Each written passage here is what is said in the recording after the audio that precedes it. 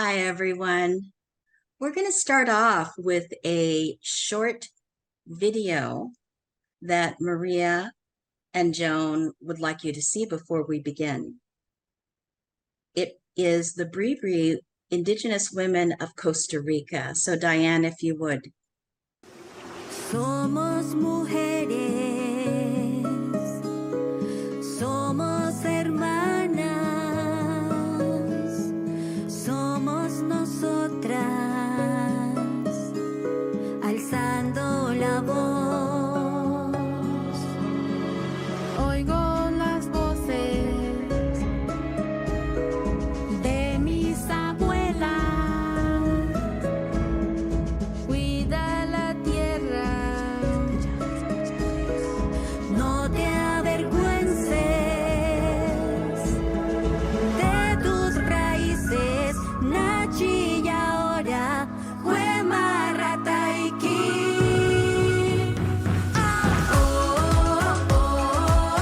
Atayera.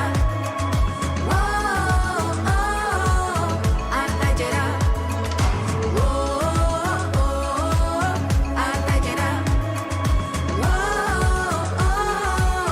Atayera. Por mi cultura, mi idioma, mi tierra, mi fuerza. Por mi madre, mi abuela, yo lucho, tengo la voz. No prefieras comodidad, ignorando que esta es la realidad, destruyendo toda la humanidad. Ama la tierra, que esta sea tu verdad. Atayera. Atayera. Atayera. Atayera. Mujeres, no paren de luchar, gritemos a una sola voz, por nuestras ancestras hermanas, que nos dan fortaleza espiritual. Atayera. Atayera.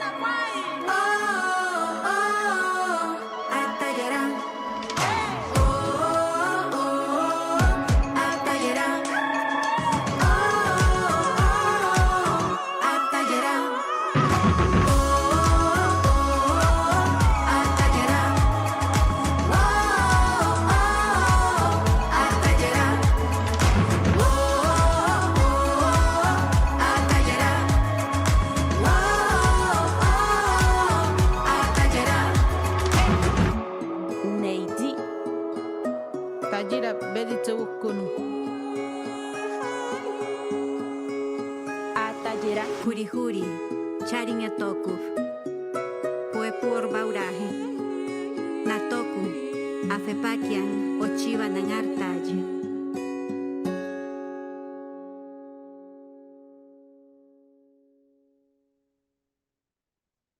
Absolutely beautiful. I'm going to do an opening introduction, and as soon as Maria starts, she's going to give us a little more insight into that film. We are so happy to have you with us today. Welcome to our Salon number 53, Honoring and Recovering Ancient Heritage in the Maternal Gift Economy Breaking Through series, hosted by the International Feminists for the Gift Economy. I'm Letitia Layson, your moderator. Genevieve Vaughan is in Munich at the Matriforum's one-day conference, presenting alongside Heidi Gutner-Abendroth and others. She sends her greetings and good wishes for a very successful salon and looks forward to watching the recording. I'll do short introductions for Maria and Joan, and then turn the mic over to them where they will be speaking and having a dialogue for the first hour. In the second hour, we'll take questions. So let me begin by introducing Maria Suarez Toro. She is a feminist journalist, an activist in defense of human rights, and an educator. She was born in Puerto Rico and has been a resident of San Jose, Costa Rica for close to 50 years. She was the co-director of Feminist International Radio Fire from 1991 to 2011, of which she was co-founder.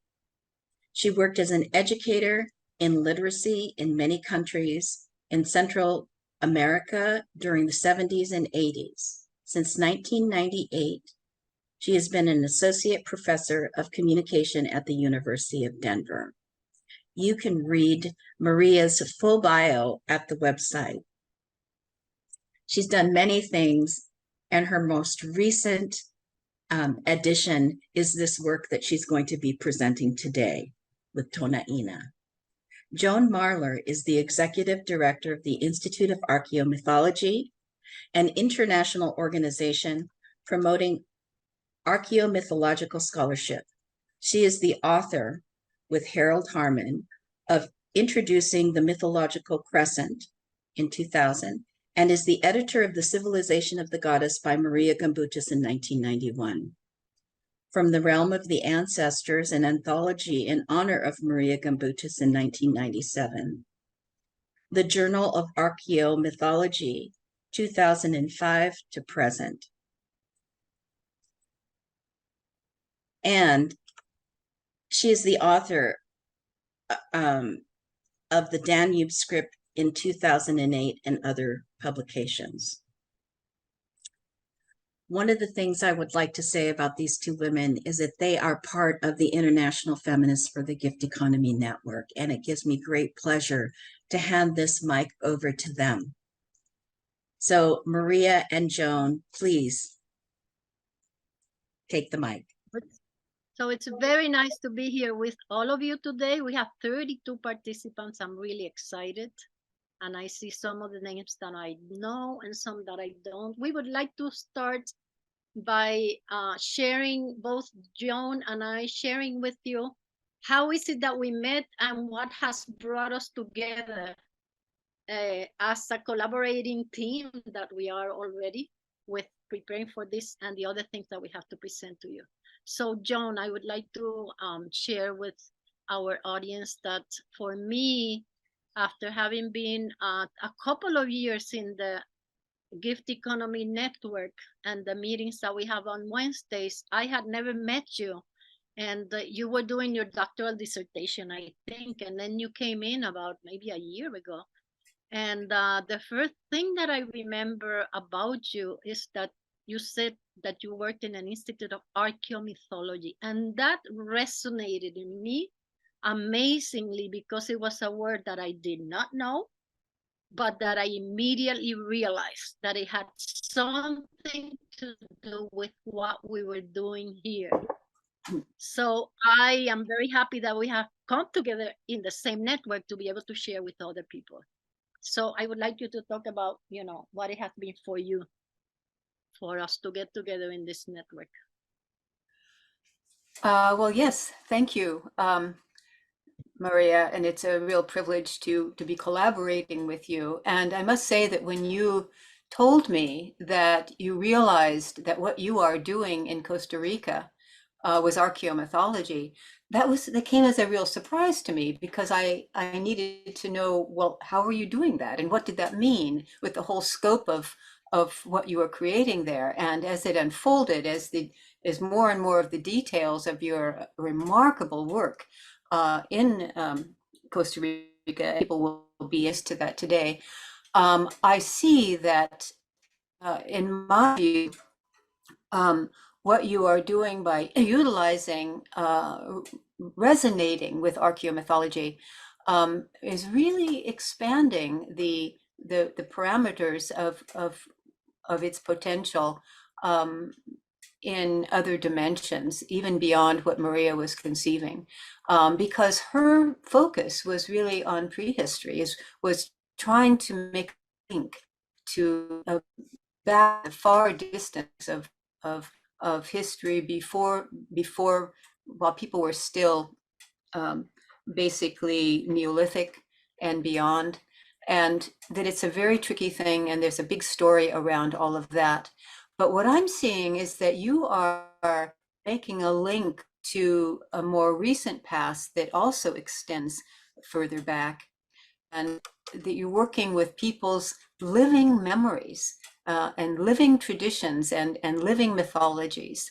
And that is extremely exciting. And so we'll talk more about that during the presentation. So, but I also want to say that it's very significant for me that you and I met within the context of the gift economy, because old Europe, as Maria conceived it, was really a gift economy. She did not have the language for it. She didn't have the terminology for it, but that's exactly what it was.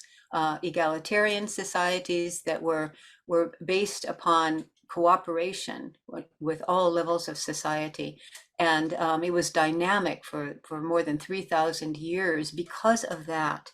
So anyway, so this is to launch our time together, and I welcome everyone who's come to listen and to participate with your questions and dialogue. So welcome everyone, and good to see you on the screen. Someday we will actually meet in person, Maria. Thank you, Joan. So I would like to start my presentation by telling you that when I heard the word archaeomythology, I didn't know what the definition was, but I had my own and I knew it was related to what we did. But in getting into it and sharing it with people, the first ones to resonate with the word, and I haven't had to explain what it means to anybody in our community, because the same reaction that I had is the reaction that the Bribri women, for example, and the Cabecar women that you saw in this video that we presented at the beginning, that when I say to them, so it seems that our experience is related to a discipline that is called archaeomythology, I don't have to explain to them, because they also connect immediately. Because there's something about the word that connects to the mythology of the original people of this community. And I will start with giving you a little context about the place that where I live now as a diver, as an artisanal fisherwoman, as an activist, as a feminist, which is the Southern Caribbean of Costa Rica, that is located in the Caribbean borderline with Panama. And it is an amazing place that has 89% of its territory in some way of protected area. There is a coral reef protected area that is the biggest and healthiest coral reef of Costa Rica. There is also a forest reserve, the Regama Forest Reserve here in the area. There is also a reserve of wetlands. There is also the indigenous territory of the Bribri and the Cabecar people that you just saw in the video, which is the largest indigenous community in all of Costa Rica. And in the 1800s came the Afro descendant community that arrived as fisher people from the islands and the continental Caribbean, and also later for the construction of the railroad. And then many of us who have come afterwards, 52 nationalities that have joined the small area where you have 89% of the place in some kind of protected and very biologically diverse. And it is also the most diverse, the culturally diverse area of the country. That's the Talamanca region where I live, which has the coastal area comprised of the Bribri, the Cabecar, and the Afro community, together with what, as I said, 52 nationalities that have come to live here. Still, the Bribri, the Cabecar, and the Afros are the biggest amount of the population, but very diverse. So I would like to highlight that in this protected area and in this multicultural place, 44% of the population is young, between 15 and 25 years old. 44% of the population, very young population. Yet, sadly enough, with what I told you about the richness of the nature of this area, it has the highest level of youth suicide in the country, and it's also one of the poorest in the country. Now you understand this contradiction because it has to do with the fact mainly that the people who have protected this historically, because you don't have a place that is 89% protected and have an indigenous community and our Afro-descendant community that didn't do this for all of us who came here later also. And the way that this was protected was because it was them who lived close to the land, but also because for many 200 years, the government didn't care about what was happening here. So people were able to create their own livelihood and continue it until very recently, as of 80 years ago when the banana plantations came and all of that. So I wanted to give you that context because the experience that I'm going to talk to you is about the experience with that young generation of Bribri, Cabécar, Afro, and mixed heritage group of young people that we have started doing underwater archaeology with. So Diane, if you move me into the first slide, and I'll show you some of the area that I described to you, and then I'll start with my presentation. What I want to do is take you through the research that we are doing about the sunken ships that we have found in the Caribbean, and from there then jump to Tonaina and the archaeomythology. So this is what I explained to you, the richness of the area. The Kawita Point to my right, I guess it's your right also in your computer. The Kawita Point that you see in the right slide is the place where we are doing the underwater archaeology with 2 sunken ships whose remains are there and that we have been researching with the kids. And the others is a map and then an area that you can see. I put the one of the boats because that's it in itself shows that it's artisanal fishing, and that's also the way it has been protected. Next slide. So what I'm going to talk to you about today is how in this work of finding out with the youth that there were 2 wrecks in the bottom of the ocean in the Kawita Point. People said that they saw lights in that point, especially the Afro and the Bribri people, that they historically have seen a light in that Kawita Point.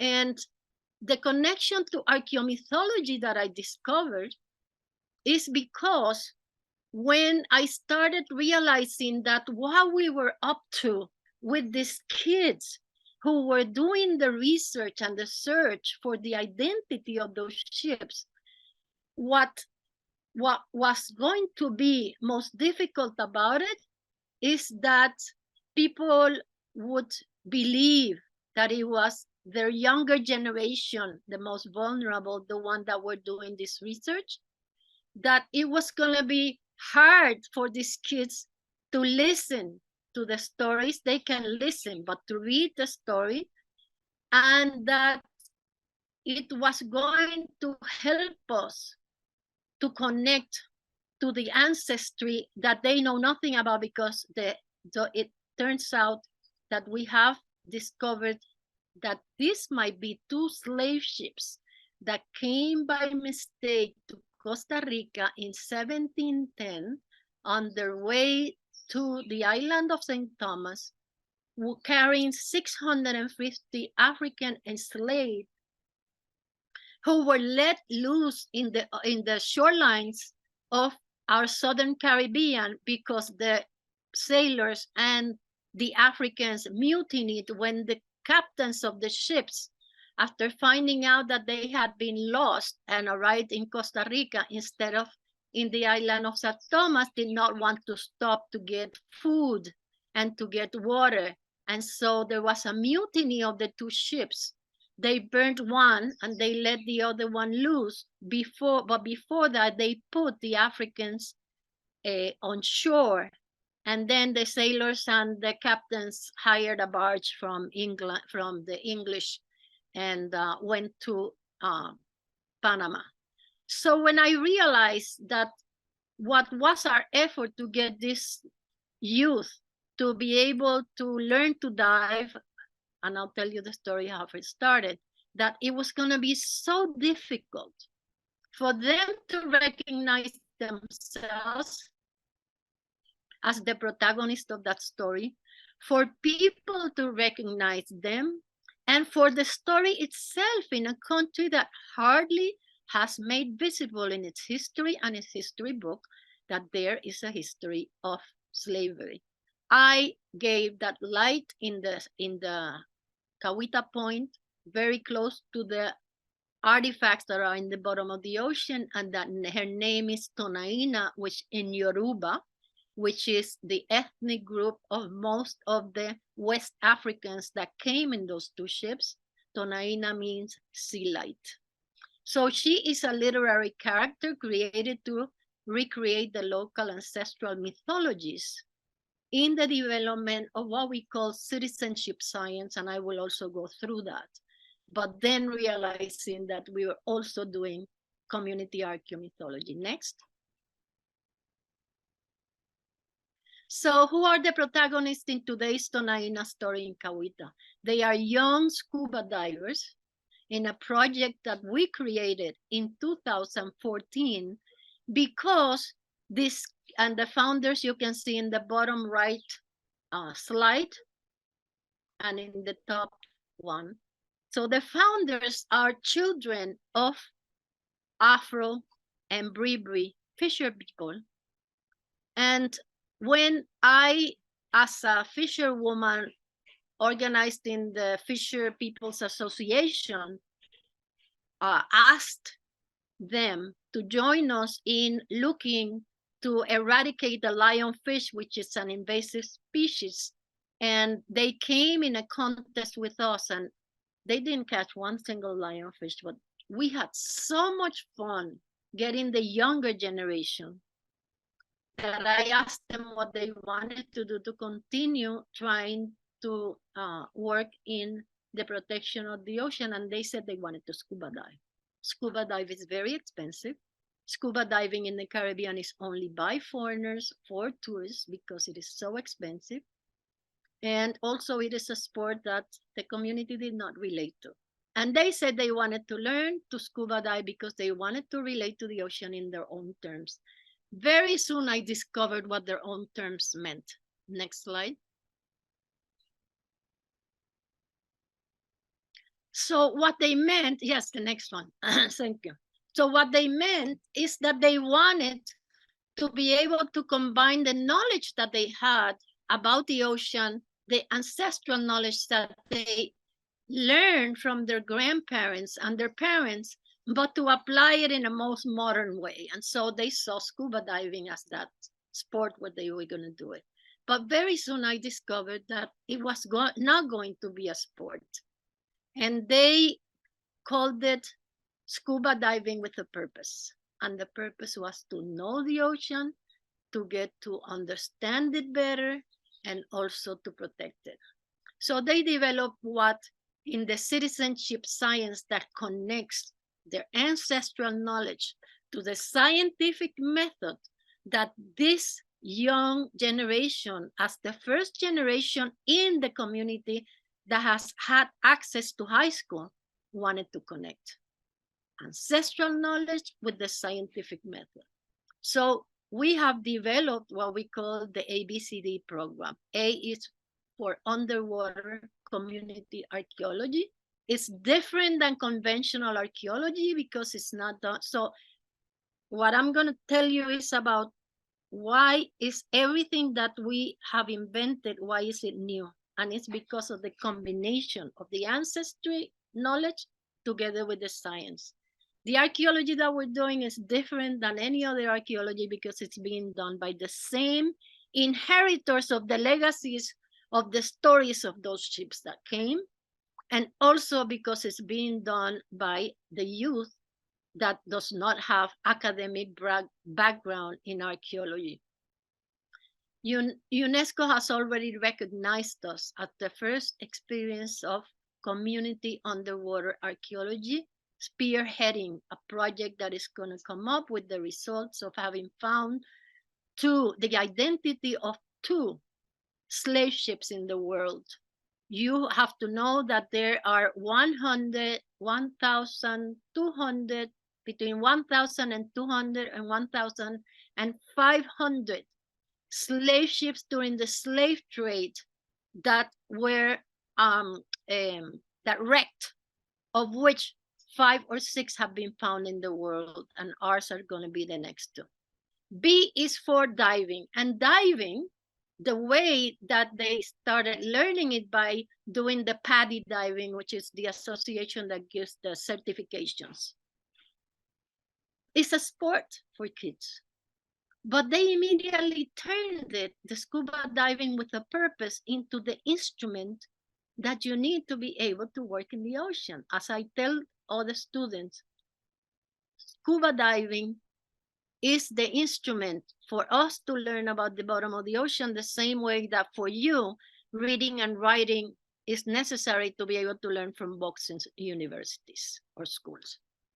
So from a sport, it has become an instrument of not only being able to make a contribution to the knowledge and the conservation of the ocean, but in this case, because it's linked to community archaeology in the hands of the inheritors of the legacies of those ships, it has become an instrument that has allowed them to connect to the most ancestral roots that they didn't know much about, which is the slave trade and the way that the Afro community came to Costa Rica. C is for coral conservation. Everything that we do is new because of the connection, as I said to you. Coral conservation, there's people today, the big fad is planting corals like they're animals, planting corals like they are. No, our kids have always believed that the role of a community that lives with the coral reef as the background and their playground of these kids is to do what we have to do to contain what we have done to the ocean so that they can regenerate themselves. It means cleaning, it means diving to take the plastic from them, it means monitoring them, it can be giving them names, you name it, connecting to them, and connecting in a way that does what we have to do to also plant vegetation in the shore and work with the tourists so that they know that they cannot step on it. And D is for development. Let's go to the next one. So I have talked to you about each of them, so I'm not going to go too much into this one, but I want you to see in the left the biggest anchor that we have found of one of what hypothetically are the slave ships that we are about to prove. In the next 2 months, we're going to have the results. I will tell you more about it because we already know that those are the slave ships, but we have to prove it scientifically. B for scuba diving, what you have there is the 2 girls that made history 6 months ago, when in the way that women do science, instead of looking for objects, they put together all of the information about the need to search for bricks. And the girls found them when all the archaeologists were sitting in a boat wondering how they were going to make the connection, and they went diving and they used the way that we do science to find the brick road that was needed to confirm one of the ships. And then we have C for coral conservation, which I already talked to you about. Next.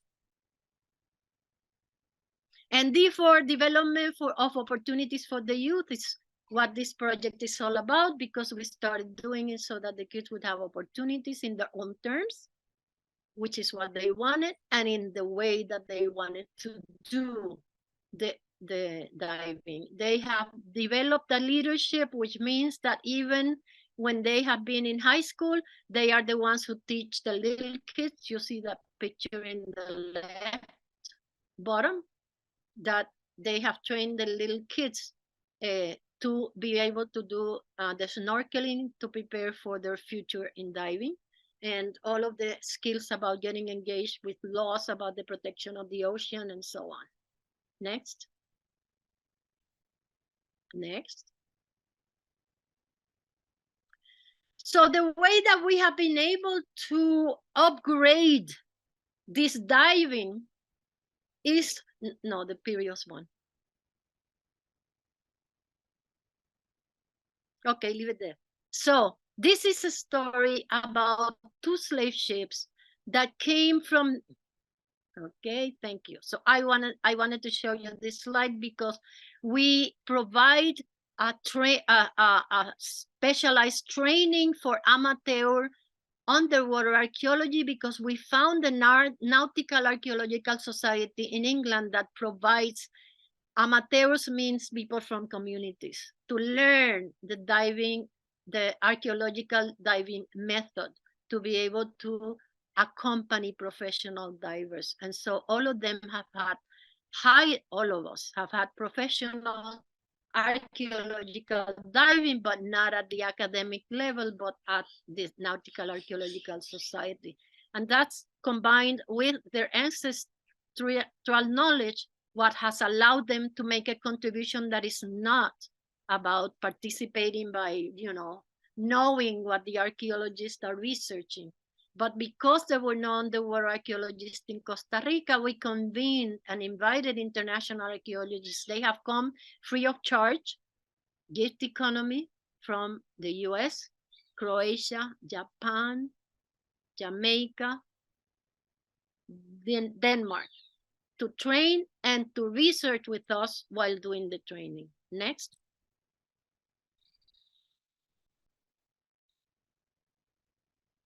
Next. So okay. So this is the story. Two slave ships that came. I told you already. In the left side you will see the trip. In the right side you see the Cahuita National Park with where they are, and in the bottom you see the artifacts that we have found. Some of them. Danish bricks in the left side, anchors that are full of coral, and cannons, I'm sorry, and anchors to the right. Next.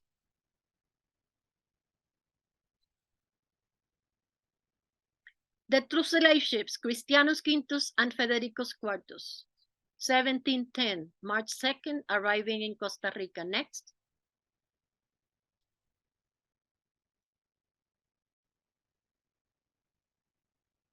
So how did we come about being able to focus on a hypothesis that we're going to prove in less than 2 months from now? We already gathered the last scientific proof that we needed in the hands of this youth, together with archaeologists from Denmark just last month. So originally there was a hypothesis that it might be two slave ships, and you can see that at the top, or it might be one ship that dropped some of the bricks that you saw before in one place, and then the anchors and the cannons in another.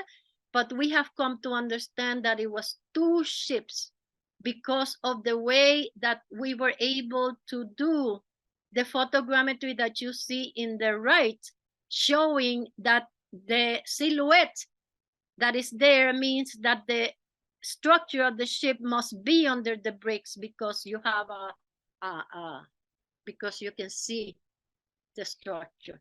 We also had the bricks that we were able, in the middle picture, that we were able to show, and the kids started looking at Google and researching and found out that in Denmark, all of the mud for all of their bricks during colonization had come from one place, which is Flensburg, and we worked on getting 3 samples there to have chemistry done, and we proved that they were from Denmark and that they were Flensburg bricks. In the left, you see a manila, which is a type of bracelet that was used as a coin for exchange of slaves in Africa and then used by the colonizers. And in the right, an English map that we found in the Sevilla museum that showed that what the English called Punta Carret is actually Punta Cahuita. Next.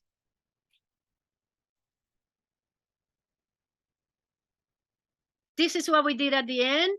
A month ago, we opened a fossa. I don't know what fossa is in English, but a fossa. And Pete Stevens, who knows that his great-great-grandfather came from Africa in a slave ship, knew nothing about his identity. And when he was 14, he was one of the youngest ones.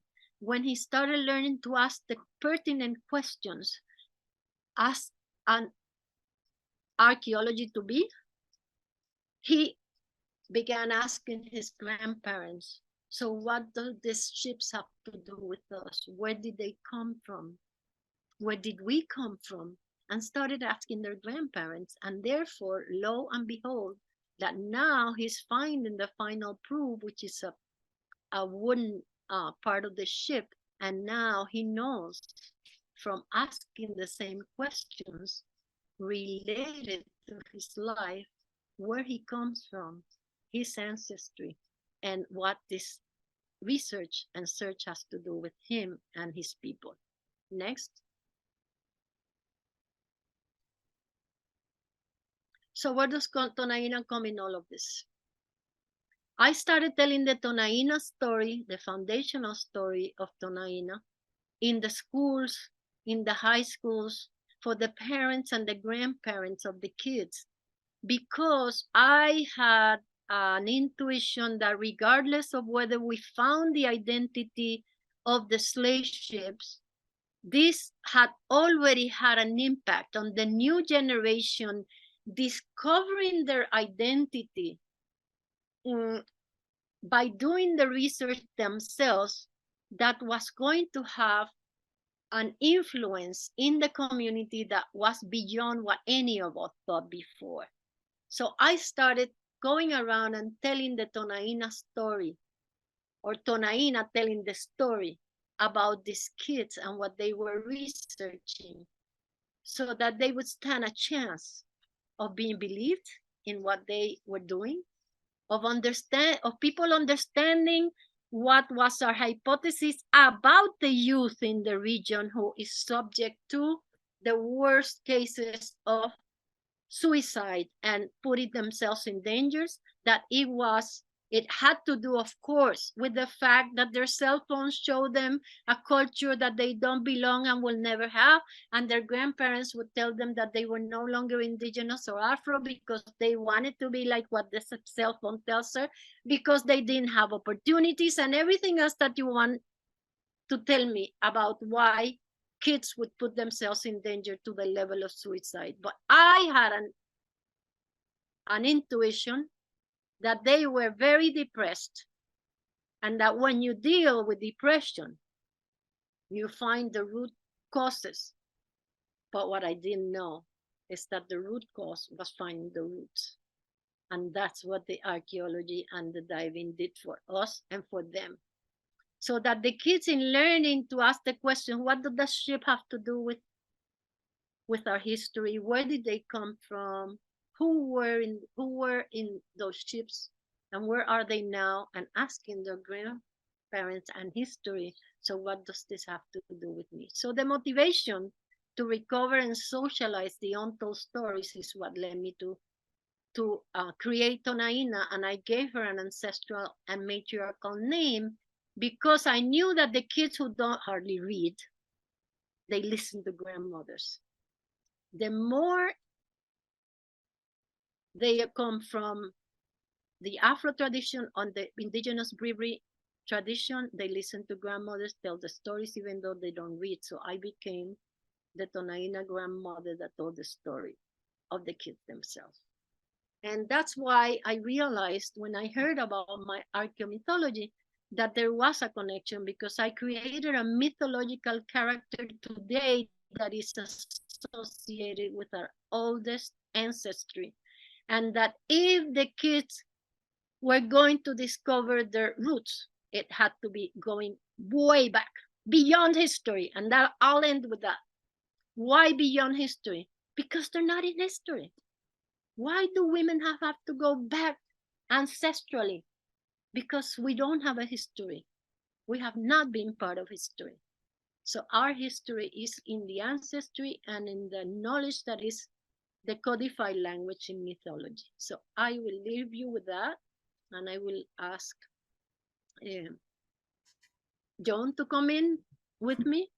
And Joan, I only have to say that I want to thank you so much for having connected me to that, because it's given us a legitimacy not only of the ancestral story of Tonaina as a grandmother connecting to the roots, but it also has given us additionally a discipline that Marija Gimbut has created and that you have expanded, a discipline that we can call ours, about that connection of the citizenship science. So before I turn the microphone over to you, I would like to have this little dialogue where I recognize that I thank you dearly for that, because it has also given us a discipline that is beyond archaeology, diving, history. It's archaeomythology. John? Well, I want to thank you as well for the brilliant multidisciplinary way you have approached this complex situation, and seen in so many ways the key elements to transform, especially for the young people who have been, as you mentioned, so depressed and so without a sense of their roots and their identity and reason for living, and given them that and brought them step by step through the discovery of, through various processes, for the meaning of what they're doing to come forth, to make that transition from something that would be just a recreational activity to something that would literally bring them diving into the unknown or into the past, and bringing up something that speaks of the future and speaks of the present, and sending them to the grandmothers. To listen to the grandmothers, because they'd stopped listening to the grandmothers, as far as I understand. And so suddenly here it is, so that there's relevance for them within their own lineage. And they can see that now. It's like a mending of fragmented lineages. So my gratitude is to you tremendously, and it's an honor to be collaborating with you. And I also want to say that this process that you have guided the kids through is one that is step by step. You have introduced them to scientific methodology, to how to, not just to make up ideas, and it's like, oh yes, well, we would like this, we would like to find this and this and this, and as though it's a kind of a just a story that has no roots in reality. But you have taken them through the processes of how to find what justifies and what clarifies the reality of what they're doing. And a perfect example is how they would find what the meaning is for them in terms of their own lineage. And there are many, many examples, and we could spend the whole rest of our time talking about that. But there is it's not out of just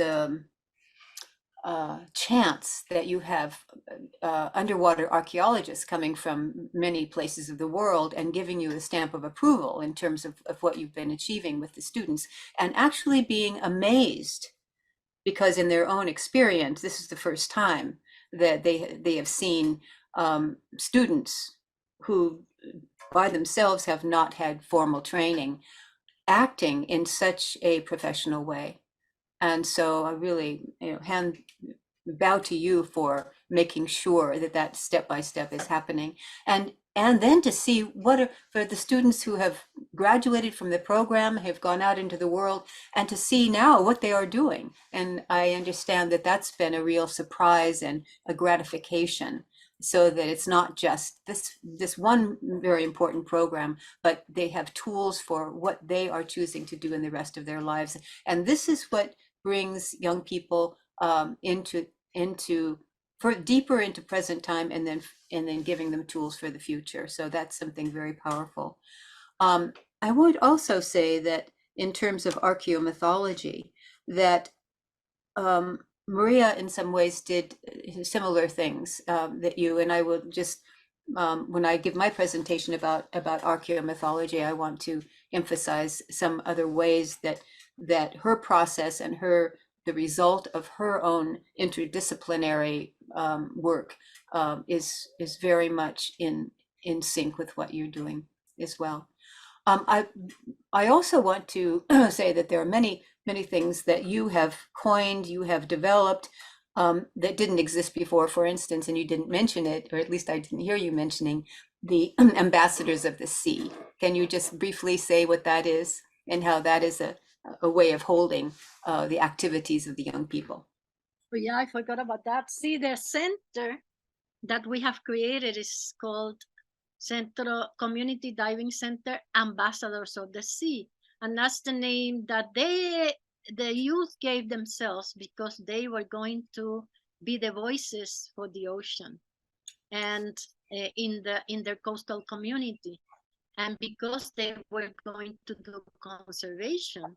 And it's very interesting because what they define now that it is a new way of ambassadorship, because it's an ambassadorship where they feel that they have connected the slave trade issue internationally by inviting archaeologists from the different countries all over the world, because this is an international issue. And so they keep reinventing what being an ambassador is all about. I have to tell you a very short story that we had to take the ambassador of the US diving with us about 4 years ago. And I always train the kids to say something nice when they're gonna come to see the artifacts with them, something nice to the people. And because the ambassador, was an older woman, of course, they're very educated kids, to help them get on the boat because it's very artisanal boats. So they come on with this Florida highfalutin diplomat of the Trump administration. She was very nice. And so I had said to Roger, who was gonna help her get on the boat, she was used to going in yachts, as she said, in Florida. And here she was getting into one of the fishermen's boat. And so Roger says to her, so Mrs. Ambassador, this is the first, I am an ambassador of the sea, and this is the first time I'm taking an ambassador. So I'm very glad to meet you. She said, oh, I'm also going to become an ambassador of your sea. And it was very interesting because they keep expanding that word to mean many, many other things. Mm-hmm. So why don't you go into your presentation and we continue the dialogue with the rest of the people afterwards. Okay. Well, I'm very happy to make a bit of an introduction to the concept of archaeomythology as coined by Maria Gimbutas. One of the things that she had a real talent for was recognizing ways that names for things are very potent, because especially if they didn't exist before, because it gives a concept that other people can understand, and then it's something that lives in the world and begins to have its own life in the world. So archaeomythology is one important. Her concept of old Europe, which were the Neolithic societies of Neolithic Europe. There was no concept of old Europe that was necessarily recognized in her own discipline. And so she coined it. And she said, not only is old Europe the first civilization of Europe, but it has very special qualities. And she named them and she described them about being egalitarian, being matricentric, matrifocal, in which all members of society were respected and had their own contributions to society in this balance, but also that because of the thousands and thousands of female images throughout the whole period of old Europe, that she interpreted this as women had a special centrality in terms of their significance within the societies, and that the balance of the societies and the achievements of old European civilization was inseparable from women's roles and in relationship with men, because it's not just women throwing the men out, but everyone is working together in a dynamic um, system of cooperation. So coining the term Old Europe, coining the terms archaeomythology and other terms as well. She did what you were doing too, of Tonaina. It's a very powerful thing to say, there is this light, sea light, that people are recognizing, and they have stories about it, but no one has named this sea life. And so to give it a name, an ancestral name, makes it vivid, and then suddenly it just takes off. In fact, the fact that you have created all these wonderful celebrations around it and events around it, and involved the children in it and the community within it, and everyone is just taken to it very dynamically, is a sign of the power and the necessity of such naming. And so to getting back to Maria Gimbutas was born and raised in Lithuania, and she comes from a very erudite family of the intelligentsia that developed in the 19th century during the Tsarist regime, in which people realized that their language and their culture as Lithuanians was being systematically destroyed. I mean, that was a process that was deliberate from the Russians. It's like they wanted to Russianize everyone, and you just couldn't keep your language, because there's something powerful, very powerful about what is encoded in language in terms of identity and in terms of what the language itself is able to express. And so the people in her family and in her broader network of the intelligentsia that she inherited in a very, very deep and profound way, recognized the necessity of keeping this powerful organ of transmission alive, and to recognize that they're not going to know who they are anymore if they don't. And so she grew up with this sense that it was very, very important to devote herself to education, and to make sure that she contributes to culture. And she was told that in no uncertain terms, probably every day of her youthful life, by her parents. And so she got a rather dynamic interdisciplinary education, and she studied archaeology, she studied anthropology, she studied linguistics. She was a polyglot, as many Lithuanians are, and folklore was central to this study, and to the dedication of people to preserve folklore, because in folklore is the basically a codified knowledge of what has meaning for people who for millennia were without a written language, so that the expression of meaning was verbal. And that's something that very often is not understood. It's understood by people who study the complexities and the beauty of so-called non-literate people. But in itself, there's something that's very rich about it. And for instance, if you don't have a written language, if you can't just write things down, you have to remember, you have to use your memory, and you can't remember everything. So what you're going to remember and repeat again and again and again, and pass on to each other, and tell stories about, and sing about, and so on, has to be what connects you to what has soul and meaning. And so this is what survives if you are in a system that's not hierarchical, in the sense that you must remember this and this and this and nothing else matters.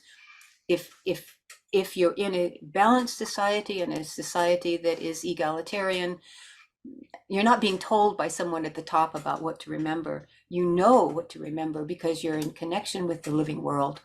And this is what she also found when she was growing up in Lithuania, that the people who were considered more the peasants, they were living in the small communities, and they weren't Christianized yet. Christianity was fought off for hundreds and hundreds of years. And they kept this deep connection to the living world. In fact, she talks about how the farmers would kiss the earth in the morning and the evening, and that there would be ceremonies celebrating the earth, celebrating all aspects of life, and the rich with the rich folklore and so on. That all of these elements were part of the fabric of who they were and what made life in connection to the life of the planet, feeding them and nurturing them. So there's so much history then. The Second World War was tearing everything apart, and she and most of her professors left as refugees, and many of them up in the States. And she to present herself at Harvard, and she was there for 13 years. She was recognized as someone who understood Eastern European history, prehistory, more than anybody who was in the US teaching, and that she was bringing something that was very important in the first several monographs that she wrote there at Harvard, and then later on as well, was bringing material that was not available to scholars and to students because previous to that, because of the limitations of political and linguistic barriers. So she did a lot to open up those gates during the time of the Cold War, and to continue investigating her own knowledge and expanding it. And during that time, she realized that there was a barrier in the development of archaeological ideas and patterns of practice that were pushing away in investigations of beliefs and rituals and religion as non-scientific. And so what she became more and more interested in, of course, was exactly that. And so she had to find a way to bridge that resistance, to bridge that skepticism among her own colleagues, her own younger colleagues in particular, that since the second half of the 20th century, it was considered, if you want to be considered someone who would be listened to and respected, don't even talk about religion in prehistory. Don't even talk about beliefs and rituals, because you can't prove it. You can't prove your hypothesis about it. So she said, okay, so what you need is you have to have a way to study it by using different lenses, by not just being siloed in your own discipline.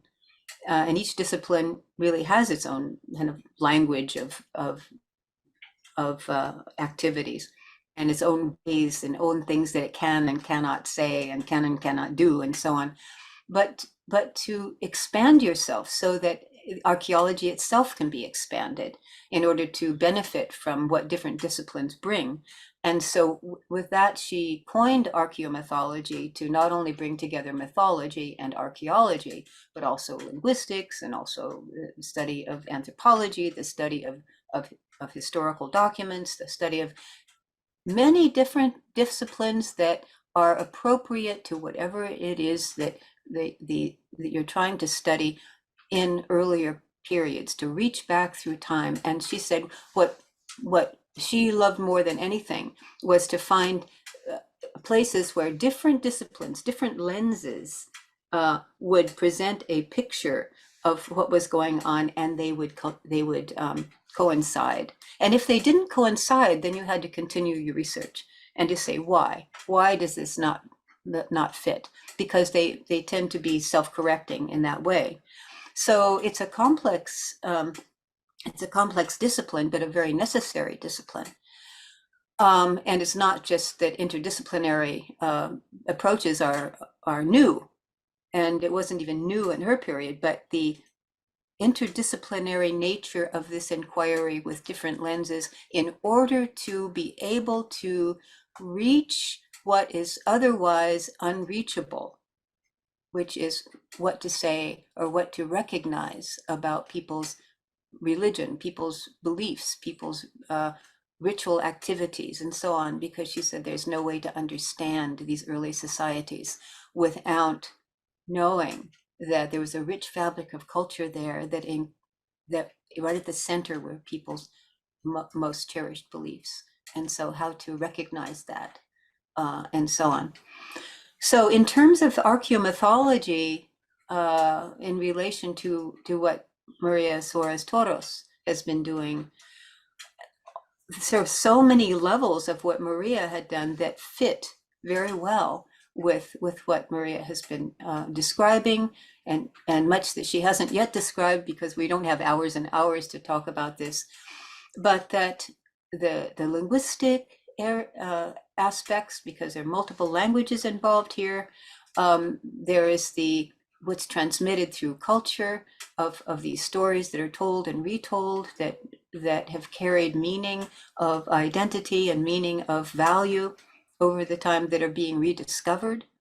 The archaeology itself and the necessity to be very disciplined about that in order to know how to interpret artifacts, and so on.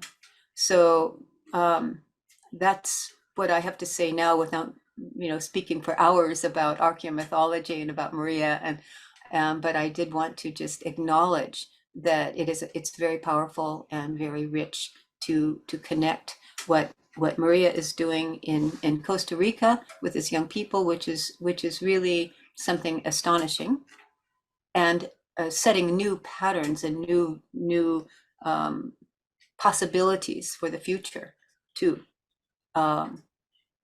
which need to have, because what is taken out, does not exist in history, as she said, that all these people who are living in Costa Rica found that they don't even exist.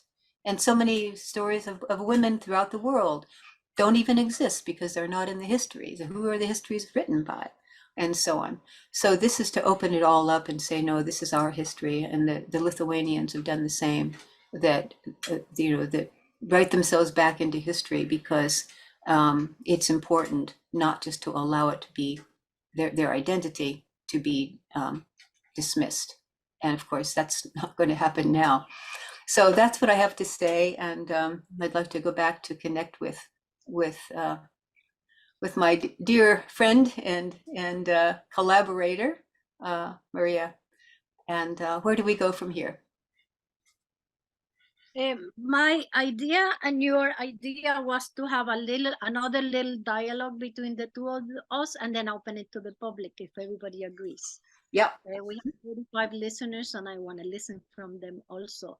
But I want to ask you a question myself. Sure. Which is that in the process of accompanying and now contributing to the expansion of Maria Gimbuta's work, and you have found this experience in community archaeomythology in Costa Rica, but as I was talking to you before this salon, I believe that this experience that we are developing in Costa Rica is elsewhere. It just doesn't have maybe the same dimension.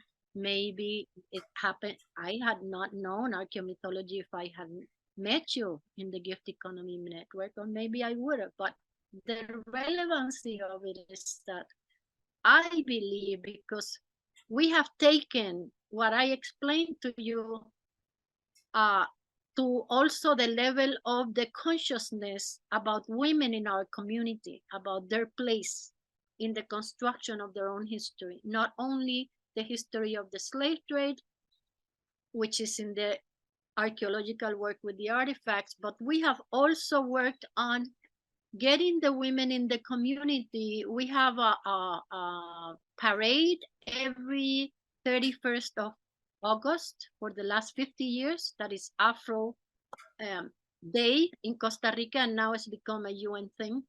But we, as of 3 years ago, because of the connection that we have made between the work that we're doing around the ocean and the connection about the water goddesses of the Bribri, the Kabekar, and the Afro.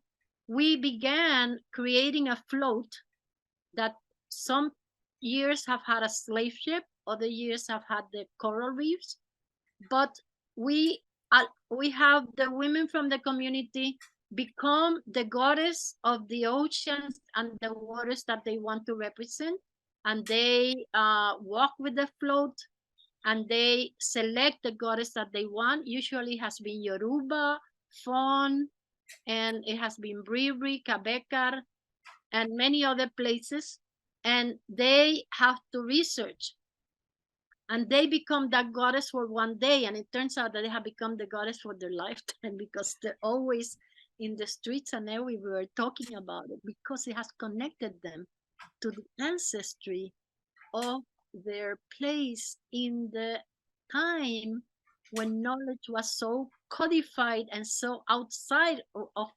patriarchy. And I want to ask you if you really think that this is true. I know that you must know it, that this is not the only experience.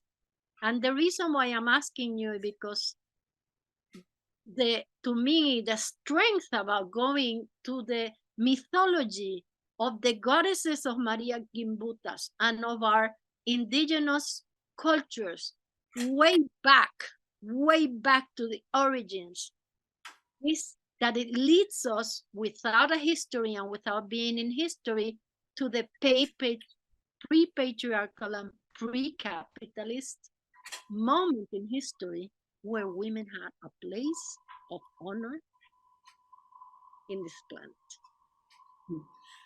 Absolutely, because when Maria began to publish her books from the time that she was excavating in Southeast Europe for 13 years, the first book was Gods and Goddesses of Old Europe, and then she republished it and changed the name to Goddesses and Gods of Old Europe, and then the next one in 1989 was the Language of the Goddess, and then 1991 the Civilization of the Goddess. There was an enormous response by women. I mean, some men too, but primarily from women, opening the book and seeing the image, even if they didn't read the text. The images spoke their own language, and there were so many stories about women having these enormous experiences, saying, "I know this. I've something awakening inside of this that had been not recognized for millennia." And so many of the illustrations in her books were not even available in the West. I mean, she made sure, she would hire a photographer and go around to all these museums and be able to gather these images and put them out, knowing that no one had seen them. Some things, if you done some traveling, or you were a specialist, and you could have access to some obscure documents or whatever. But for the most part, those of us who were seeing these images for the first time, there was a sense of immediate recognition. There was some power and some presence connected to the living world, connecting to the powers of women that spoke to them. And that was in the 70s and the 80s and the 90s. And of course, then there was the big backlash that was and that's a whole interesting phenomenon. And of course, there would be a backlash to something like this that was so forbidden before. So that's worthy of studying. And I've been studying that myself, because instead of feeling just completely devastated by it, I realized, wait a minute, no, you have to study this. What is this phenomenon? So yes, this material does speak of something that has not been available for a very, very long time, and it had an awakening effect on many, many women, and men as well. And I think that's what I have to say right now. Thank you. So should we turn it over to Letty for the question and answer period? Yeah, sure. That was very beautiful, both Maria and Joan. I think most of us are quite familiar with the Maria Gimbutas work because of the goddess movement and her work and the resurgence of that. But to see it tied in with citizen science is just vital and really an infusion to participation to Indigenous people around the world.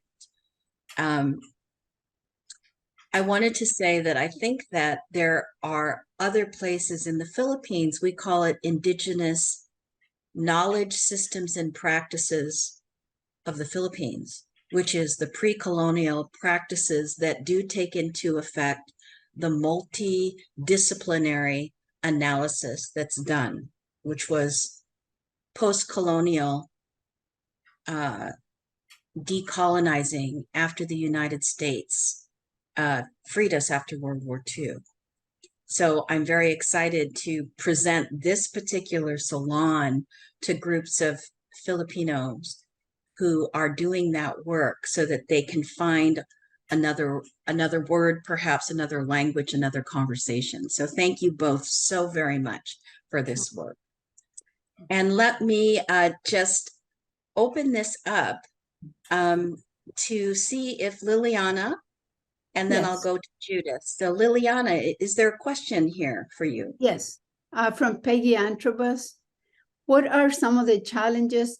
This is to Maria. What are some of the challenges faced in doing this work on your own terms?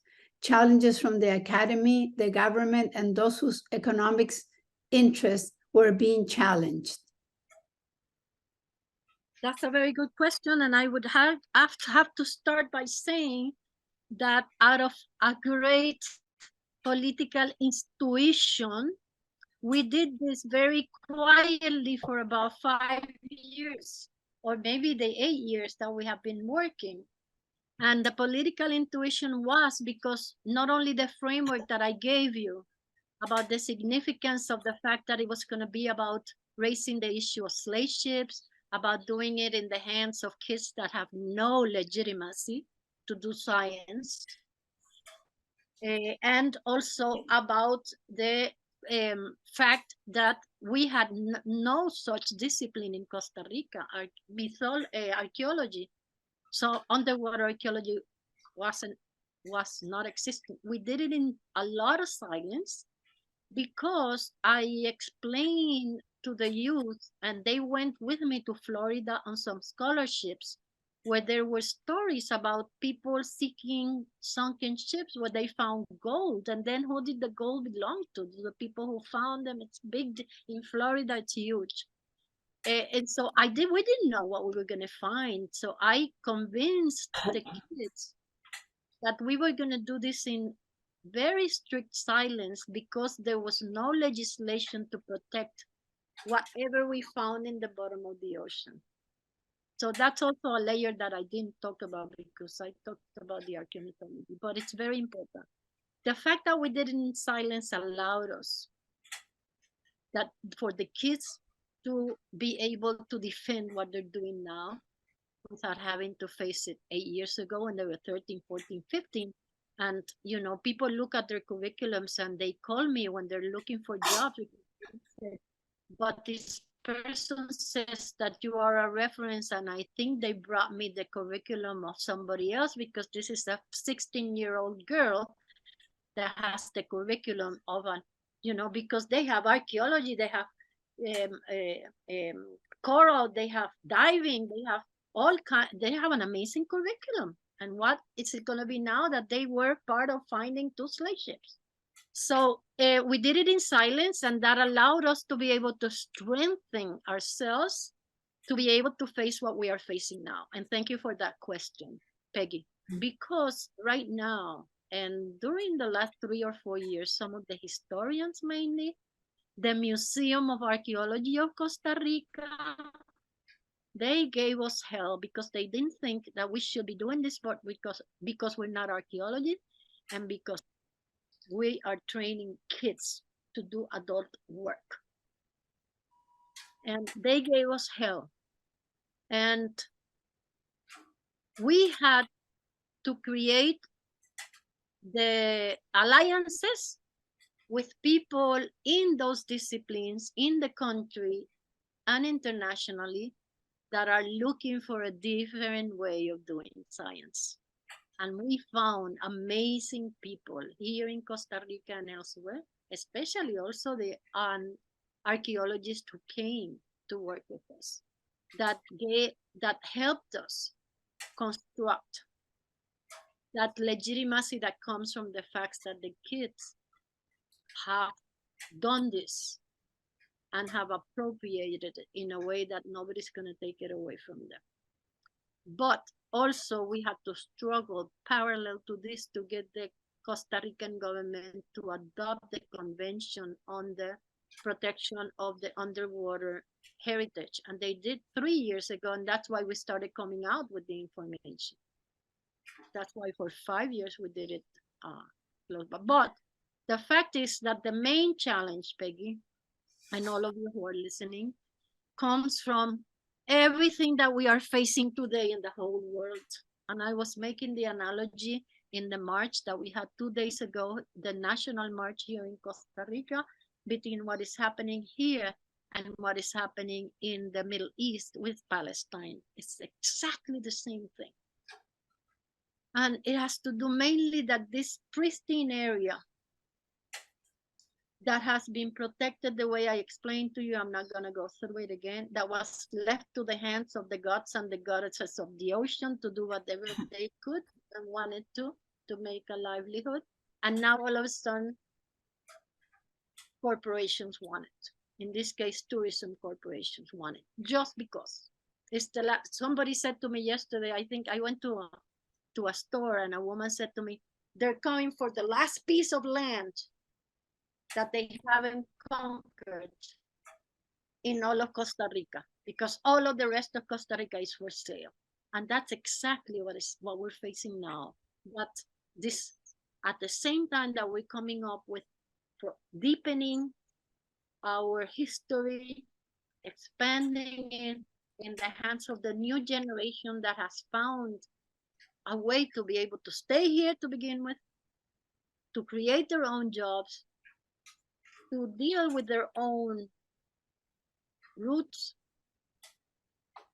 that they're coming after us for the territory. And to grab our territory, they have to get rid of us, because this is a very amalgamated community that has been able to out marine yacht, huge projects, oil exploration, even the Maharishi that came to try to convince the Bribri that they could establish a separate government and that they would feed them a lot of capital to be able to do that and have their own passports and all of that crazy stuff.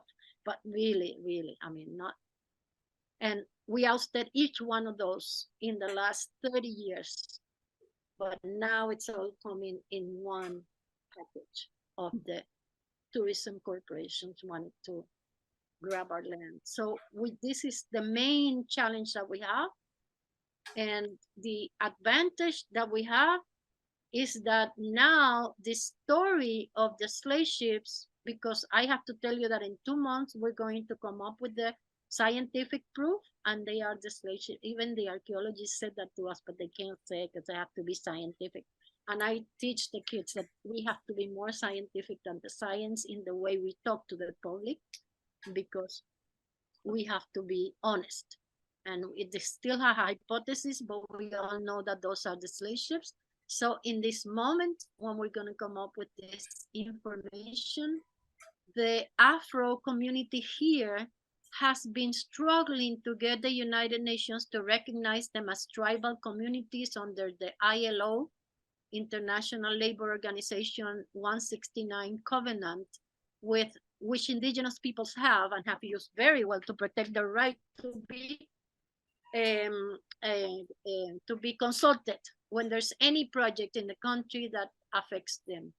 And so the Afro community wants to be recognized as tribal, and they have been looking for all the indicators about their tribality, you know, the way that their food is the same, that they have contributed to labor by creating the railroad, that they have contributed to heritage by the calypso that has been finally considered a heritage, cultural heritage, and so on. And finally, somebody said to them, "Why are you going through so much? You have it in the kids of your next generation, that when they prove that those are the slave ships, you don't have to prove anymore. You all came from Africa. That's all that it takes for tribality." So that now it plays a very important role. And when I talk about the Afro, I'm also talking about the Bribri and the Kabekar, because what I didn't explain to you, that those women that you saw are Bribri, are Kabekar, some of them are Nabe Bugle, some of them are Mayan. But the fact is that there is a lot of Afro-Indigenous mestizaje in the Talamanca area. Well, you can imagine that when those Africans in 1710, and we're about to prove that, when they were let loose in the beach, where did they go? To the highlands of Talamanca. How did they find their freedom? Because they landed freely in the coastline? No, Costa Rica was a country of slavery. It's because the Bribri and the Kabeka were in the highlands struggling for their own freedom, and they even, the official history recognizes that the Bribri and the Kabeka are the people who were never conquered by the Spanish. So I always say in the Tonaino. Yeah, I'm really glad you brought that up. That.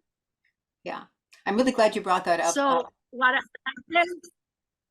I tell the Tonaina story, I say, so if the Africans that landed freely in the coast of Costa Rica and looked up to the Talamanca highlands and took to the forest, if they conquered their freedom, Tonaina says, it's because the Bribri and Kabeka were struggling for their freedom and they joined them. They disappeared in history because history is not their history. So it's very important that the link with the mestizaje of the Bribri and the Afro is being brought up for the first time in the history of Costa Rica. And that's also a big challenge for us. Most of our kids, even the divers, they consider themselves either Bribri or Afro. And when I have asked them, when they come to me and they say, so what am I? I say, go ask your grandmother. Go ask your grandmother. What can I tell you about your own ancestry? And they go ask, and they have found their mestizaje also. So it's a big challenge, Peggy. It's a big challenge, Peggy. It's all over. And it's the same challenge that we have globally in the planet. And it has an expression for us because we live here in what the challenge is for us now. And it has the global expression in what's happened to the Palestinians today. And it is our struggle also. Mm-hmm. So Maria, I'm glad that you brought up the fact that the Bribri and the other mestizo population were the very only ones who were able to fight off colonization.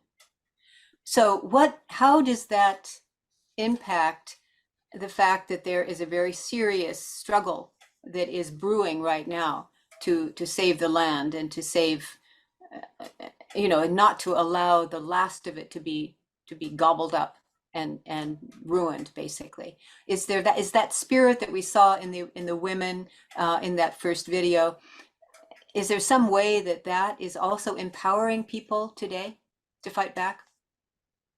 It is. The Bribri and the Kabekar have land in the coastal area, and the regulatory plan that the municipality and the government is pushing to turn over the territory to the big tourist corporations has in the regulatory plan of the coastal area a lot of clauses that are going to gentrify. I don't have to explain it with just the word unless somebody asks me to explain it, but it's the gentrification is, I want a territory, get the people that are there out of there. And so the Bribri are spearheading this struggle, and they have the right to be heard. We all do by our constitution, but it's not enough. And so we have amalgamated, but there's also struggles that we are having to deal with between the Afros and the Bribris, because we have to understand also that the Afro have been a people that have never had their own territory, never their own land. They have the land because they bought it, they occupied it before anybody, before it even became for sale. But the Bribris have their territory. So there's some issues about land rights between the Bribri and the Afros.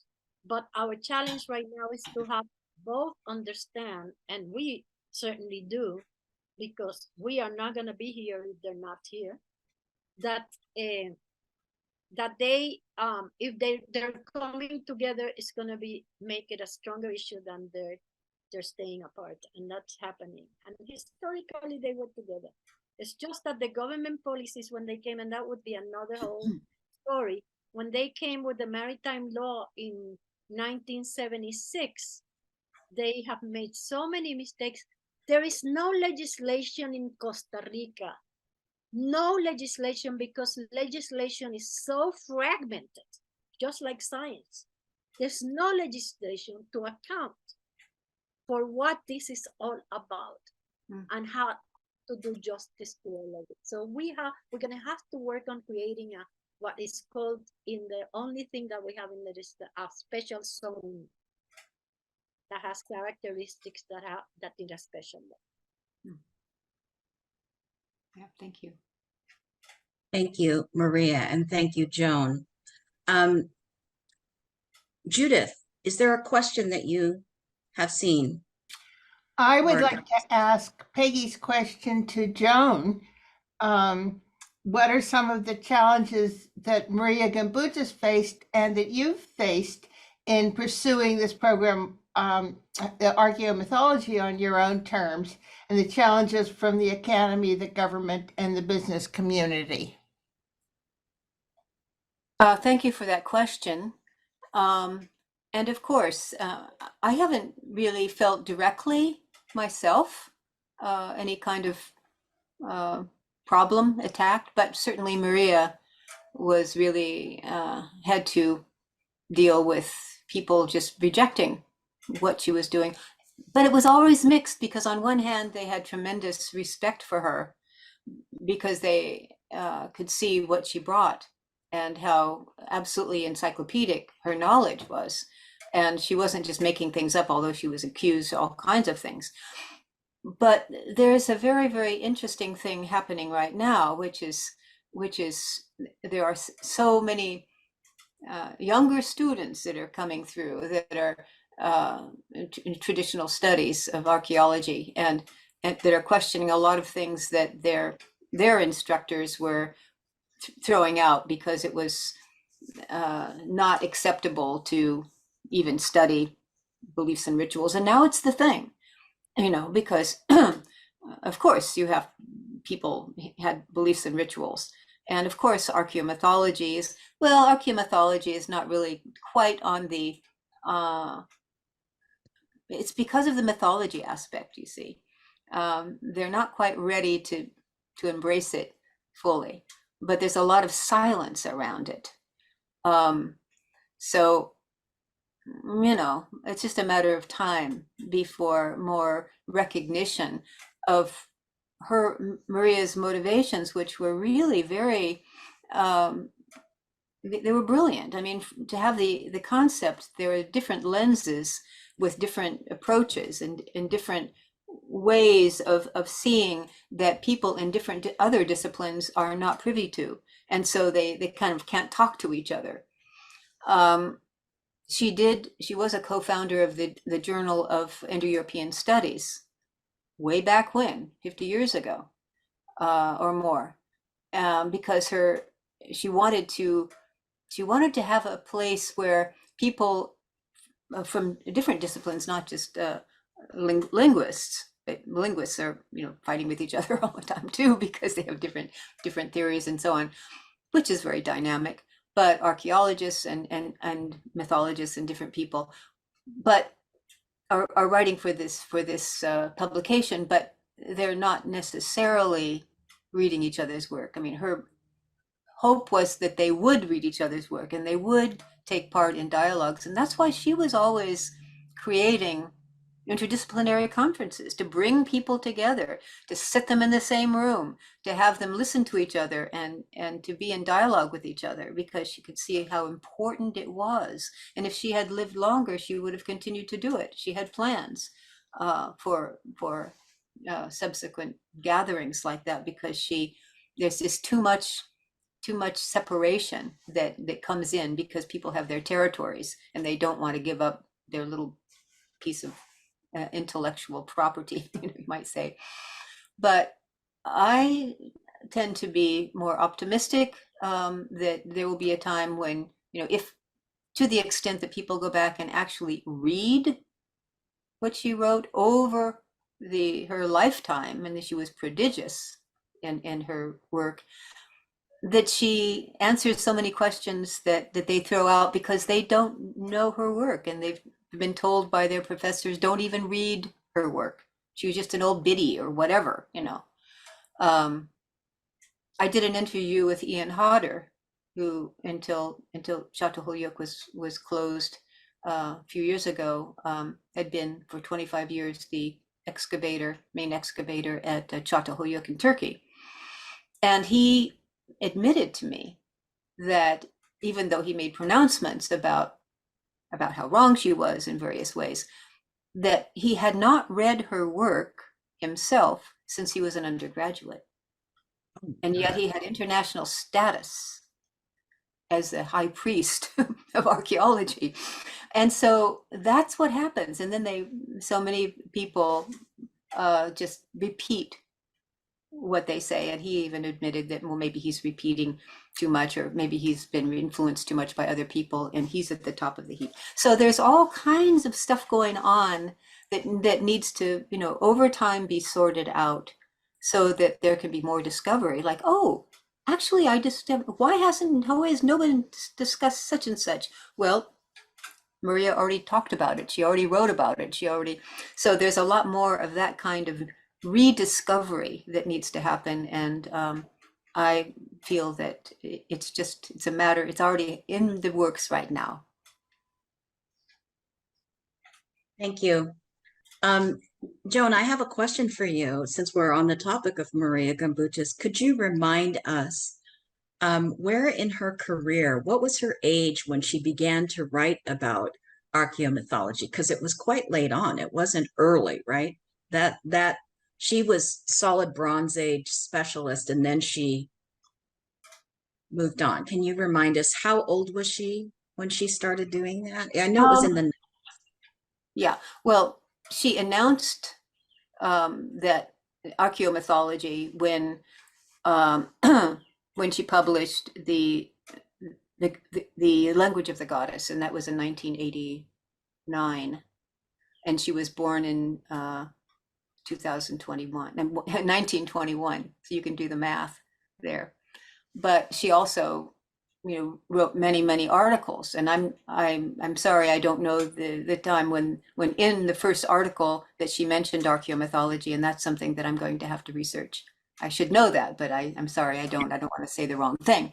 But yeah, but she was always interdisciplinary from the time that she was a kid, and she understood that the interdisciplinary nature of research was absolutely vital.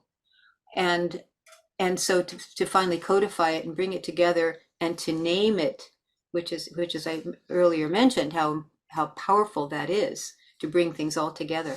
So it's not that she wasn't tuned to that earlier, but in terms of when did she actually bring it forward in terms of a codified name and process.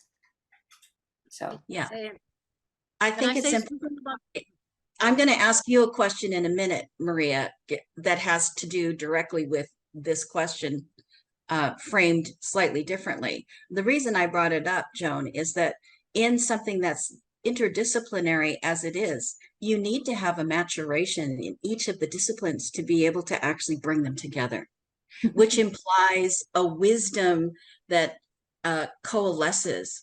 It often isn't something, because you can't have focused specialty or awareness in this deep and broad way unless you've are experienced in those areas. So I just wanted people to understand that it's never too late to begin. And then with that, Maria, I would like to ask you, because you're talking about this underwater citizen archaeology, and how would you mind telling people so that they're not discouraged, that if you want to continue your research, how old were you when you began this? I know you recently got your certification, right? So would you mind telling us? Yeah, but before that, or in order to get into that, you really, I have to say this correctly. You really have to know the disciplines, but what you mostly have to do is understand that there is a way of women and people doing science or constructing knowledge that is transversal to all of the disciplines. I did my PhD late in life.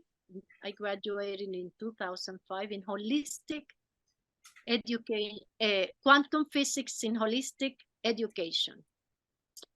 And I had the intuition to do it about 36 women in the different sciences. We had to do an interdisciplinary approach. So I invented imagine, and we have to be very creative and also do it very structured as a thesis, as a doctoral dissertation. So we had to be very creative, and I took it seriously, and I did imaginary letters of women who came back to life. You know, I have been doing FIRE for 25 years and listening to women all over the world about all kinds of issues. And I did it about 36 women in all of the disciplines that I could find, imaginary letters where they come back and they say what they contributed and was never recognized. And of course, I came out of the PhD recognizing that women have an epistemology when we give ourselves the opportunity to connect to the mythological knowledge, which is codified knowledge about a time, a place, and a way of living life that is not shaped by patriarchy and capitalism.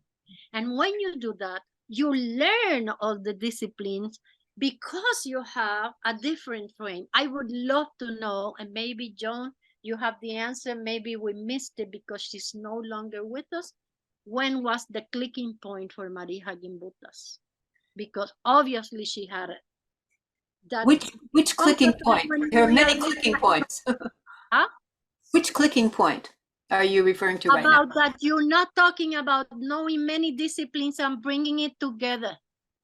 You're talking about bringing them together with a different epistemology that includes the knowledge, in case of course, mythology as codified language, but also the way in which we construct knowledge. I have the experience, well, Carl Sagan's Lynn Margulis.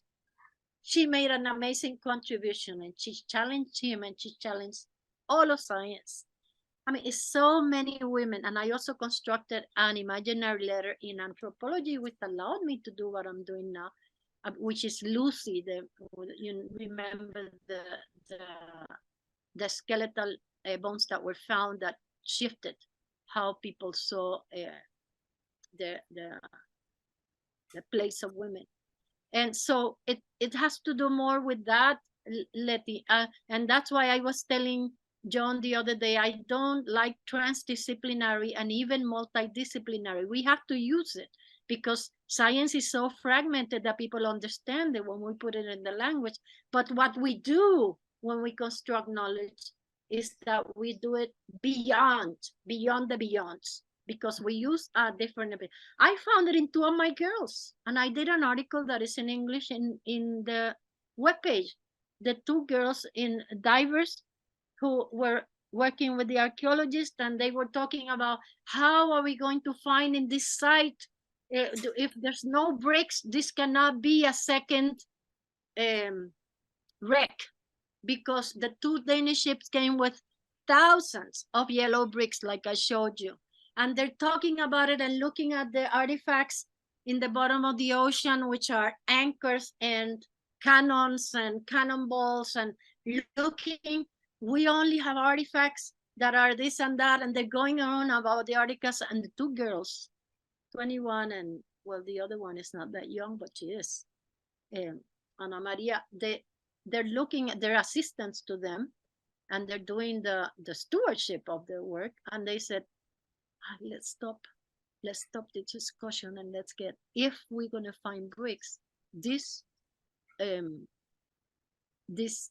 wreck, if it was let loose, those bricks have to be very close to the shoreline, because we have been research, and they connected all of that, what we had done for 8 years, and they went in the water and they found thousands of bricks. It was amazing. That was in May. And they said, they came to me because the archaeologists were all excited that the girls had found the missing link of that second wreck. And they came to me, we found, and I said, Mira, those bricks we had seen, but we never gave them the significance that they have, because we hadn't constructed. And they were disappointed. They said, but we thought we had found the smoking gun. I said, no, because you didn't look for the smoking gun. What you did is use all of the knowledge and combine it with your intuition and your sense that those ships had to go and crash in the shore eventually. And then that's what you found. They found hundreds of bricks that nobody had seen. And they found it in 5 minutes of going in the water for it, because of connecting everything. Beautiful. Thank you, Maria, and thank you, Joan. I'm going to check in with Liliana to see if there's a question that... Yes. Yes, there's a question from Marta Benavides for Maria. Hola, great experience for today and future. More work like that has and can be done about the care of ourselves and the ocean. Do you have this presentation in Spanish, Maria? Claro. Gracias, Marta. Yeah, sure. Hola, Marta. Claro, te lo mando. Marta, I don't know if you're in El Salvador, but we are connected to the archaeologist in the Salvadorian Museum, Roberto, and he has invited us to go and work with some of the communities in the coastal areas of El Salvador that he's working with. We haven't been able to do it because it's been very complicated for him and for us. But we are connected with him. And yes, I'll send it to you in Spanish, of course. Beautiful. Maria, I think last I heard from Marta, she's still in the United States. Okay. Okay, yes. All right, Judith, is there a question? Maria, could you tell us more about the kids in your project? How did you choose them? Is it the same group that's been with you for the whole time, or are there new ones? And just a little bit more about the young people that you're working with. I wish they were here because they're more interesting than I am.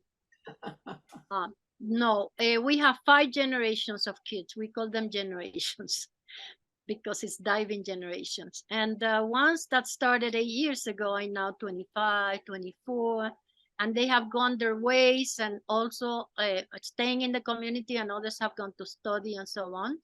And we have 3 more younger generations. We have 45% women, 55% boys. Originally, the first generation was all boys, but then they themselves recruited the girls, and now we have more girls than boys, and the leadership is in the hands of equally men. They have taken over the leadership of the project. They come from all walks of life, but most of them, as I said, are Berber, Afro, and mixed heritage of sons and daughters of fisher people that are having the opportunity to study in high school and do not see why go beyond 6th grade like their parents did, until they began to understand and know that they couldn't stay in the centro if they didn't do well and stayed in high school. So what I think that characterizes Salon, we didn't choose them, they chose us. We just made a call, except for those first 4 that are co-founders with me, because they are the ones who, and you saw the picture, that they decided they wanted to do scuba diving, and they tapped into something that was of the interest, because we have trained 75 kids free of charge. I have to tell you, I have to also develop that this has been a project based on gift economy, really. I mean, I just had to put in numbers. The amount of money that it would cost by giving a value to the volunteer work that we have all done, and the cost of this project, and also a value to the voluntary work that the international archaeologists came who did it for free. All of us, not one of us has charged us. And they have done amazing work in very specialized fields and a lot of time here. And it amounts to $850,000. And of that, we have had $60,000 during the last 8 years in money. So it's a gift economy project that the reciprocity has meant that the kids get their courses and their scholarships, and they do work, volunteer work. It's always volunteer, because their main job is to be in high school since they have the opportunity and to do well, but they do a lot of work. A lot of work has been done by the kids themselves. So people tell us, how do you give so much training for kids for free? You don't even know they're going to continue working with you. It's not about working with us. It's about having the opportunity to learn a lot of skills, regardless of what they do in life. And what we have learned from these kids, mostly between 13 and 22, to answer your question, is that what it has meant to them in the most difficult years of their life here, between 13 and 22, is that they stay focused on something they like, that strengthened their identity, that motivated them to study with a sense of purpose that was different than just getting a certificate. And we had to struggle with them wanting to be out of high school, and they would come and tell me, but it's very boring. And I had to say, yeah, it's very boring. I agree with you. I'm not going to lie to you. But if you're Black and you're Indigenous and you want to pursue what you want to do, you better have that carton with a graduation certificate, because otherwise you're going to have a lot more difficulties than you already have. And they stayed focused and they finished. The first graduation of the high school of the founders, their grandmothers and we were crying because we couldn't believe that they finally graduated. It took them 3 years after they finished their work to do the final exams, because they didn't see a role in it. And now they do, because now they're out and they're building their own projects and they're trying to go to continue studying and so on, and they have their certificate. It's a very complicated. I had, just maybe to answer your, I mean, I should answer it more. I don't know if you want, the statistics, but I have to tell you that the UN gave them a recognition about 3 years ago for the work in coral restoration. And the UN, the head of the UN came and he listened to them talking about what they had done in coral restoration. And at the end, they asked, would you tell, and there were about maybe 100 people in the audience, would you share with us your experience? What do you think you would be doing if you had not found the ambassadors of the sea? And it was an interesting question. And the kids said, yeah, sure, we will tell you. And so Esteban, who's one of the founders, he stood up first. And he said, yeah, I can tell you that I would be in Florida planting marijuana for some corporation for maybe $5 an hour, because that's what was offered to me when I was in second year of high school. And I didn't go because I wanted to continue doing the diving, and I was not going to be able to do it in Florida.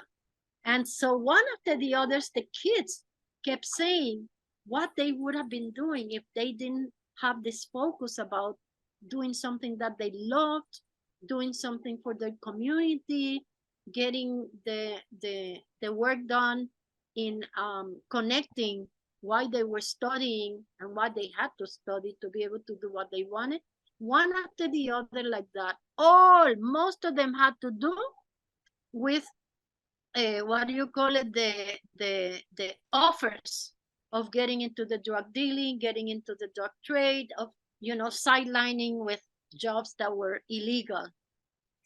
And so it was very important. So then at the end, a friend of mine who was in the audience, she said to the guy of the United Nations, why don't you ask that question of Maria? And the kids started saying, yeah, we want to know what Maria would be doing if she didn't have us for these past years. And I said, yeah, I will answer the question. It's very simple. My life would be very boring with a lot of you and what we have been doing. So, that's who they are, and that's who we are. Thanks, Maria. I'm noticing the clock, and we have about 7 minutes left before the top of the hour. I wanted to just assure you, those of you who are still with us and participants, your email addresses, the questions, and the comments will be given to Joan and Maria, because they've been very attentive with us, and I want to make sure that they can read all of this afterwards. So they'll have your email addresses to be able to be in touch with you. And for those of you who would like to be in contact with them and don't have their direct information, you can always send a message to maternalgifteconomy@gmail.com, and we will make sure that they get the message. All right. And with that, I would like to ask if Joan and Maria have any last words they'd like to say before I close us out. Well, I feel that we are in obviously very potent times, the best of times, the worst of times. And it is important not to lose spirit, but actually to be empowered inside with what has soul and meaning, and to follow that, and to intend to enrich ourselves spiritually and intellectually, to be able to make decisions based upon that, and to know that what we all do, which begins inside, matters. No one does not matter. Everyone matters. And so, our voices have to be heard. So please respect the powers within you, and then you to know that we will all be working together to create a new world. Thank you. I would like to say goodbye by telling you that I am going to be back to you, because we're going to need you. We're going to need your solidarity. What these kids and us are going to face when the information comes out that these are the slave ships, is going to be very, very difficult, because it's so important. And we have been doing it in such silence that we have only had angels that have come close to us to do things with the same perspective, the same respect, the same gift giving that we have had. But now, when people know that these are the slave ships, we're going to get also the worst of the worst. The treasure hunters, the opportunists that are going to come after the egos. And the kids are never going to be ready for that, because they don't have that as an experience yet.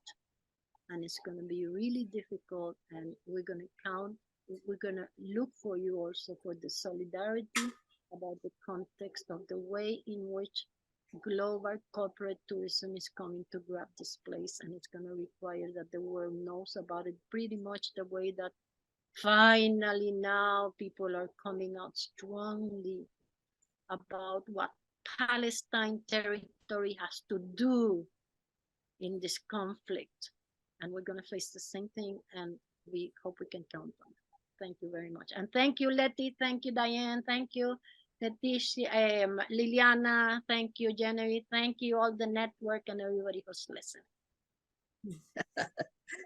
Well, I want to thank you, Maria Suarez Toro and Joan Marler, for willing to come on with us. I know you have both been incredibly busy, and we hope to have you back. Joan, perhaps you'll grace us again and tell us a little bit more about your experience in Malta and some of the other things that you've done. I want to thank our tech support, Diane, who is ever stalwart and so solidly with us. Liliana and Judith, really, you watching the chat and the questions always allows me to just relax and be present with what our speakers are hearing and to follow what they're saying and to make some bridges. Thank you for your questions and your attentiveness. On behalf of the International Feminists for a Gift Economy, for all of you who are present with us and those of you who are watching this recording, thank you for taking the time to being with us today. If you want to be notified of our upcoming salons and events, please be sure to sign up at our website, maternalgifteconomymovement.org. We will have the recording of today's salon posted on our website. Probably Diane usually has them up by Monday, so you can take a look if you want to see it again and share it with other people. And I want to encourage you to please do share it. The work that and the collaboration between Maria and Joan, being able to bring these disciplines together is just amazing. And it is an example of tremendous solidarity of the North and the South together. Minds together, creating solutions. We'll see you in 2 weeks.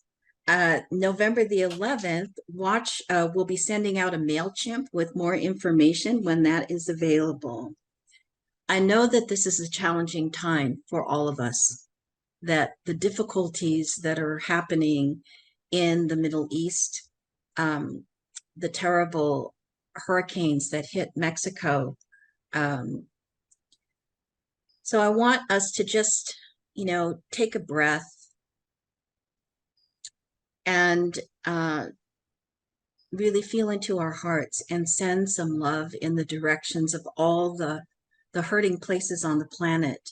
Today is a full moon. It was a lunar eclipse. So I want to just send you away with good blessings. Please stay safe. Be well, be kind to one another. Peace. We'll see you again in a couple of weeks. Thank you so, so much, everyone. Take really good care. Bye for now.